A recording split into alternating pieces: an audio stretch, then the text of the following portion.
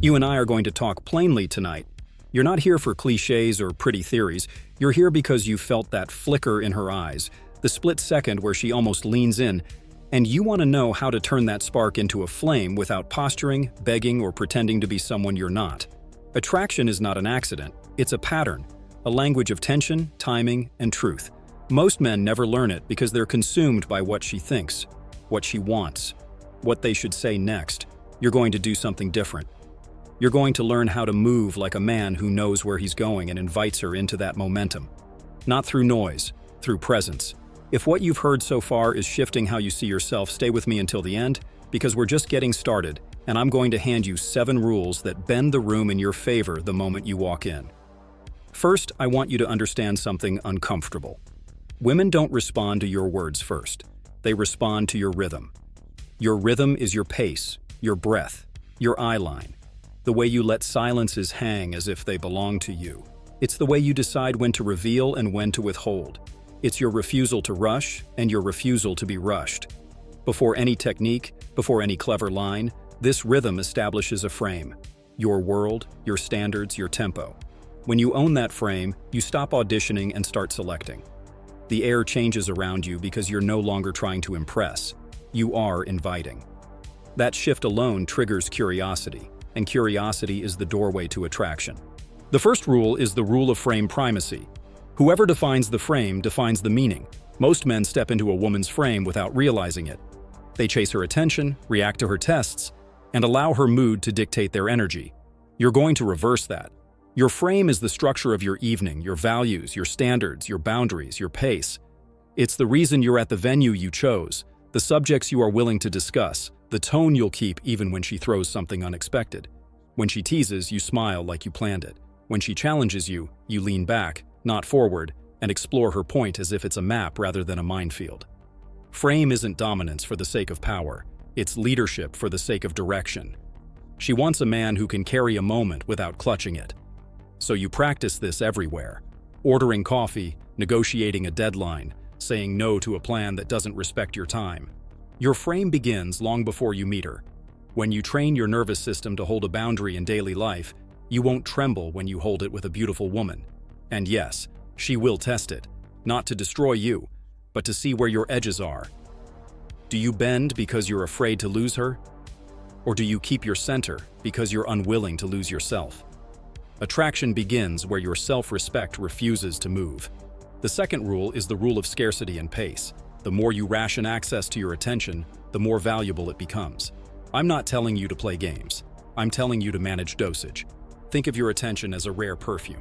If you spray the whole bottle at once, it overwhelms and repels. If you let a subtle trail linger, it invites her closer. This is every interaction. When she messages, you don't rush to reply.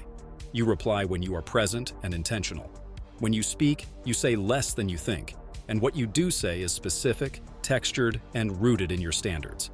When you meet, you end the interaction slightly earlier than she expects, at the tension point where she wants a little more. Scarcity is not withholding affection. It's protecting the integrity of your energy. You could be the kindest man in the room, but if you flood her with constant validation, you dilute the thrill of earning your depth. Pace is how you stretch that thrill over time. Move slower than your nerves want to. Let silence season your words. Let her ask the second question. Let her feel the absence of you as soon as you walk away so she notices the contrast between every other man who stays too long and the rare man who knows when to leave. The third rule is the rule of mystery and reveal. She is drawn to the man who is both readable and unreadable. Readable because your moral compass is clear, your boundaries are consistent, and your respect is non-negotiable. Unreadable because your inner world is not public property. You do not unload your history in the first hour. You do not explain your entire vision before she's earned the right to hear it. You offer headlines, not autobiographies. You gesture toward the private rituals that shape you, but don't cheapen them by putting them on display for validation.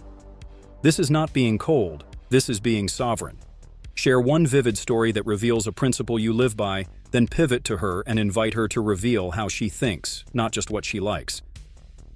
What's something you stopped tolerating this year is 10 times more attractive than what's your favorite color.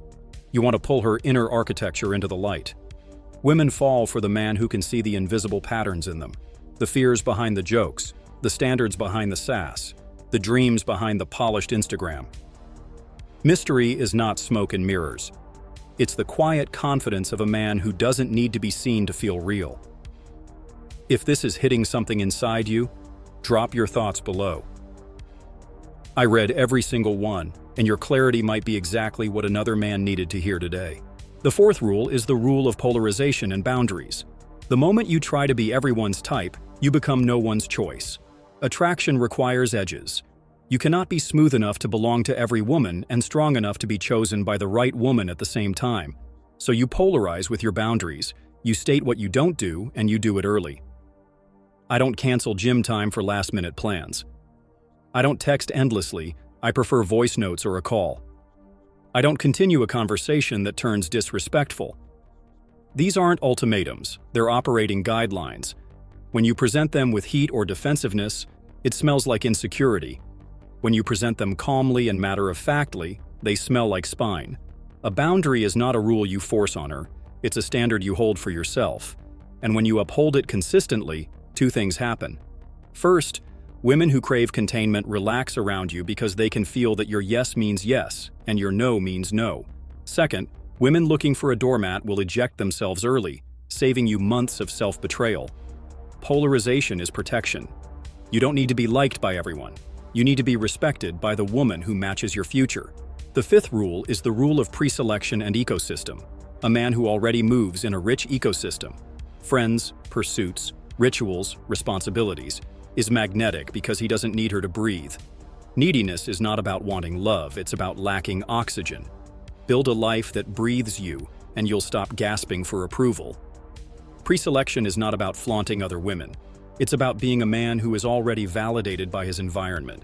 When she sees that your evenings aren't empty, that your phone lights up with teammates and mentors, that your weekends involve more than scrolling and wishing, she reads your value without you saying a word. She observes how other people treat you. She watches how you handle pressure, how you talk to a server, how you keep your promises. This is why you don't pause your life for a woman you've just met. You invite her to intersect with your momentum, not replace it. If she knows you'll always be available, she'll unconsciously rank you lower. Not because she's cruel, but because human beings price what others price.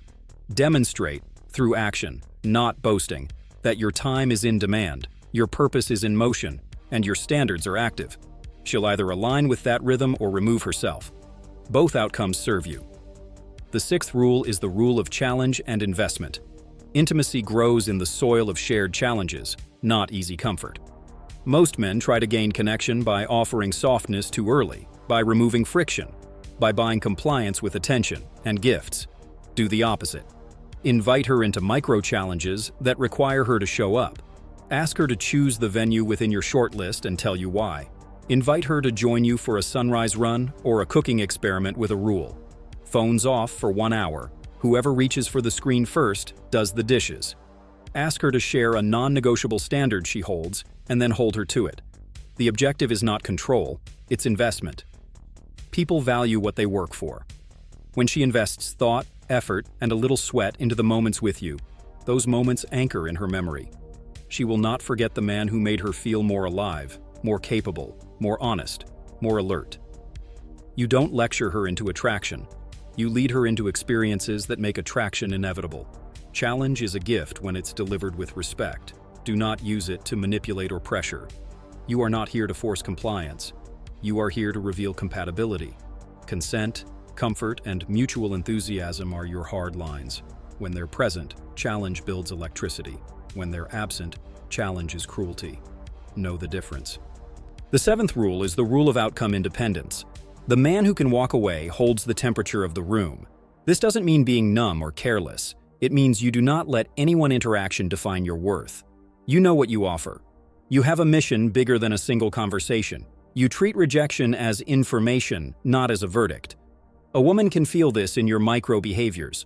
When she takes longer to reply, you stay busy. When she asks for space, you give it without a lecture. When the rhythm feels off, you name it and you pivot. This is not indifference, it's sovereignty. The paradox is that the less you need a specific outcome, the more outcomes open to you. The moment you grasp, you lose your grip. Let people come toward you. And if they don't, You keep moving because your life is not a waiting room for anyone's attention. Now, let's lace these 7 rules into the moments where attraction actually happens, because theory is useless unless it's lived. When you enter a room, your frame walks in first. You scan the space with relaxed eyes, not hunting, just noticing. Your breath is slow, your shoulders are back, your steps are deliberate. You choose a spot you like, not a spot you think people will like you in. You greet the staff with genuine warmth because you respect people who make things possible. You stand, not lean, and let your body occupy space without apology. You don't bury yourself in your phone. You give the room a minute to come to you. When you see her, you don't dart into her bubble. You let a small smile touch your mouth, that "I know where I'm going" smile. And if her eyes catch yours twice, you approach. Not with a rehearsed line, with a sincere observation tied to your frame. I'm choosing between a quiet corner or the bar with the view. Which would you pick if you wanted a real conversation? You've already embedded pace and leadership in the first sentence. She either matches that tempo or she doesn't. You're not here to convince, you're here to calibrate. As the conversation flows, you do not fill every silence. You ask textured questions and you listen like her words matter, because they do. You notice whether she answers with emotion or with logic, whether she deflects with jokes when it gets real, whether she asks you questions back or lets you carry all the weight. You're not scoring, you're studying. You're reading the architecture of her mind the way a builder reads a blueprint. Where are the load-bearing walls? Where are the windows? Where is the light? You offer a story that reveals value without peacocking. A time you held a boundary and it cost you. A time you changed your mind when you were wrong. This establishes polarity. You are firm and you are flexible. She sees you can lead and you can listen. That duality is rare. It makes her nervous in the right way. If the energy is there, you propose a next step that fits your ecosystem. Not, "We should hang out sometime," which is passive and forgettable. You say, "Wednesday, 7:30. I'm testing a new place with terrible chairs, but perfect jazz. Stay for one drink and we'll see." That sentence carries your frame, your scarcity, your pace, and your outcome independence. It's clear, light, and invitational. If she says yes, you lock it in and leave a little early. If she hesitates, you don't negotiate. You say, "No worries. Shoot me a day that does work when you're free." Then you pivot back to your life. That pivot is everything. You train her to expect you to move, not hover. Texting is where most men surrender their advantage. You will do it differently. Short messages that carry weight. Voice notes when nuance matters. You mirror her investment without obsessing. You keep humor dry and specific, not memed out and generic. And you always aim for the next in-person moment because attraction lives in the body, not the phone. Share a photo of the view from your run, not your face in the mirror. Share a line from the book that slapped you awake that morning, not a motivational quote you don't live. Seed curiosity, don't vomit information. If she flakes, you note it. If she repeats the pattern, you let it go. You're not angry, you're occupied. When you meet again, escalation is not a trick, it's a conversation between two nervous systems. You will never push, you will never assume. You will read, you will ask, you will check in. I feel like we're both leaning in. Are you feeling that too? That sentence is magnetic because it's confident and considerate. If she says yes, you move 1 inch closer, not a foot. If she says not yet, you breathe, you smile, you slow down. Pressure kills desire. Presence feeds it. And if she's the right woman, your respect will turn her on more than any line you could deliver. Remember, these rules ignite attraction because they communicate safety and excitement at once. Safe because your boundaries are solid. Exciting because your edges are alive. Let's talk tests because you will face them. She might mock something you care about just to see if you fold. She might delay replies to see if you chase. She might bring up other men to observe your reaction. The weak response is to argue, sulk, or compete. The strong response is to smile at the test and bring it back to your frame. If she pokes at your hobby, you say, "It's not for everyone, which is why I love it."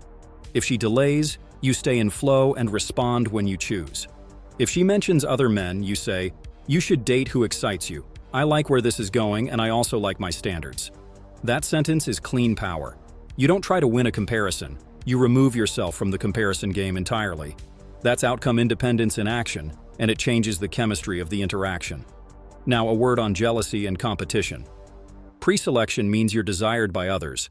but there's a line between being desirable and performing desirability. You never use other women as props. You never triangulate to provoke a reaction. That's insecurity with a fragrance. Instead, let your calendar, your discipline, your service to something bigger reveal your value. You lead with purpose, not with peacocking. The sexiest sentence to a high-value woman is, "I can't do Thursday.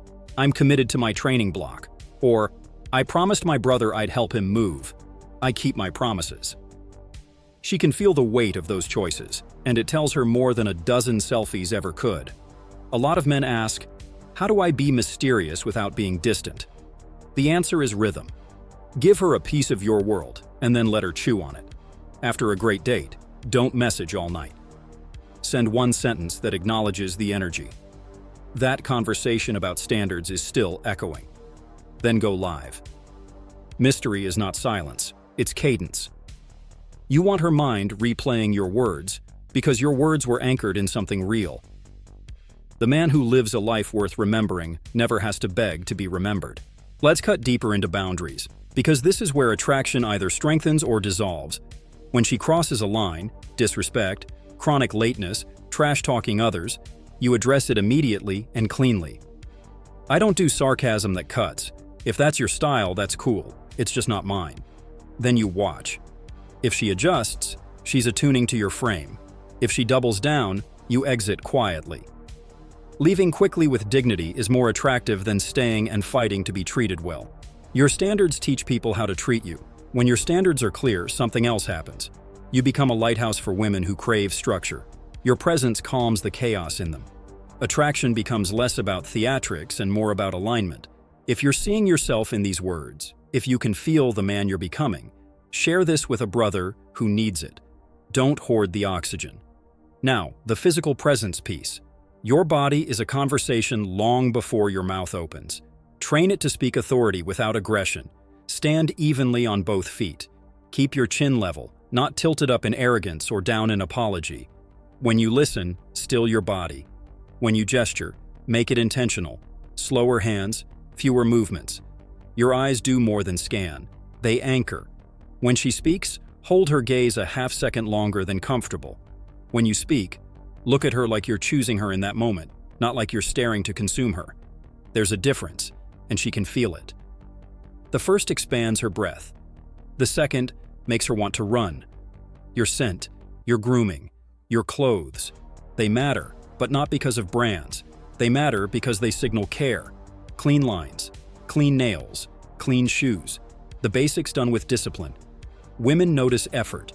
Effort is masculine because it proves you're willing to shape your world instead of letting the world shape you. You might be wondering, how do I keep all 7 rules in mind without overthinking? You don't. You install them into your identity. Frame primacy, I lead my life. Scarcity and pace, my attention is earned and measured. Mystery and reveal, my inner world is disclosed, not displayed. Polarization and boundaries, I would rather be respected by the right woman than liked by everyone. Pre-selection and ecosystem, my life is full and moving. Challenge and investment, we grow through shared friction and fun. Outcome, independence, I'm whole with or without this specific outcome. When you embody these, you stop acting and start being. And the best part? You'll go to sleep proud of how you moved, regardless of how the night ended. That pride is not arrogance, it's alignment. It makes you magnetic without trying. I want to give you a mental scenario you can carry into your week. You're meeting her at a wine bar you picked because the lighting is low. The music is quiet enough to hear breath and the chairs are just uncomfortable enough to keep the date energetic. You arrive 2 minutes early, not 10, because you're precise, not eager. When she enters, you stand to greet her. You hold eye contact long enough to register her presence. You look like you made the day obey you, you say, because that's the vibe you read, and it's more interesting than you look nice. You lead her to the table you already chose and say, we have a decision to make, 1 drink or 2 and a walk. You've set a frame with options. Throughout the date, you keep your phone away. You ask questions that mine for values. What standard did you raise that made your life better? You offer your own values unashamed. You disagree politely when you do. You tease lightly, but never about insecurity. You escalate only when the air warms. Her pupils soften, her shoulders angle in, her voice drops. You check in once with a simple, "I'm feeling this, are you?" You hold her answer with respect. If all of it aligns, you end the date with a plan, not a promise. Wednesday, 7:30. Jazz and terrible chairs, round 2. Then you leave while the warmth is peaking. As you walk away, she thinks, "That man is not trying to possess me. He's inviting me to come closer." That thought is attraction. This is the part where I challenge you directly. Pick one rule to implement today, not all 7. If your life feels chaotic, start with frame primacy. Clean your calendar, set 2 hard boundaries, commit to your morning routine like your future depends on it. If you overtext, calibrate scarcity and pace. Cut your message volume in half and increase the quality. If you overshare, practice mystery and reveal. Tell one textured story and then go quiet. If you avoid conflict, lean into polarization and boundaries. Say no once this week and watch how your body shakes, then stabilizes. If your life is empty, build ecosystem. Join a group. Pick a class. Invite men you respect to train. If you coast, add challenge and investment. Invite her into a shared experiment and hold the line. If you attach to outcomes, train independence. Breathe through the discomfort of letting something go without chasing it. One rule, 7 days, then stack the next. This is not a magic trick. It's a transformation. And yes, women will feel it. More importantly, you will. You might be tempted to ask, what should I say if she says X? The answer is almost always the same. Return to your frame. If she says, I don't know what I want, you say, take your time deciding, I know what I want. If she says, I need space, you say, take it. If she says, convince me, you say, I don't do auditions. That calm clarity will either pull her in or set her free. Both are wins. You're not in the business of convincing. You're in the business of revealing. Reveal who you are and watch who appears. One more piece that separates men who merely understand these rules from men who live them. Consequence. If a boundary is crossed, there's a consequence. If effort isn't reciprocated, there's a consequence. If words don't match actions, there's a consequence. Not punishment, distance. Your time, your presence, your attention are privileges. When you remove them quietly, you teach more than any lecture could. And when she steps up, you notice. You reward with more of you, not with gifts, but with depth. That feedback loop trains the relationship to grow in the direction of respect and desire simultaneously. Respect without desire is a business contract. Desire without respect is chaos.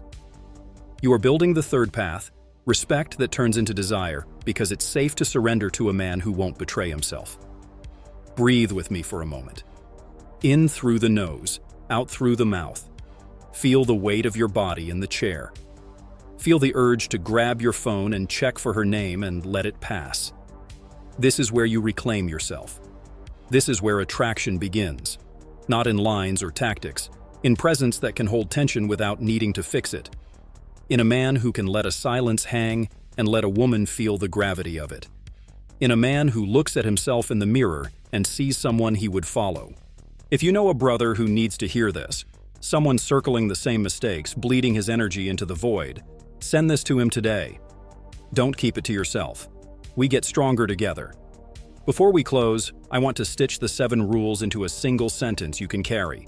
Lead your frame, ration your attention, reveal without performing, hold edges that fit your future, live in an ecosystem that validates you, turn moments into shared challenges, and release outcomes so better ones can find you.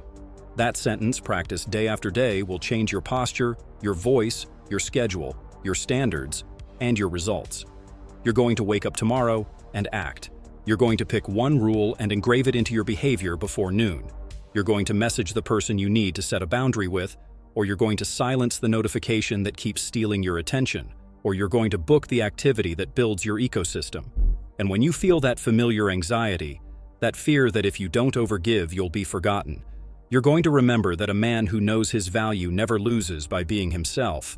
He only loses by abandoning himself. Do not abandon yourself. If what I've said tonight lit a fire in you, stay with me. Subscribe so you don't miss the next layer. because I'm going to keep handing you the tools that make this real. And tell me what hits hardest in the comments.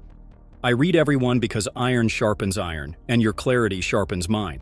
This isn't about tricks. It's about becoming the kind of man who doesn't have to try so hard anymore, because his life, his boundaries, his rhythm, and his presence do the talking before he ever speaks. Use these rules wisely. They're powerful. They'll change how women experience you. More importantly, they'll change how you experience yourself.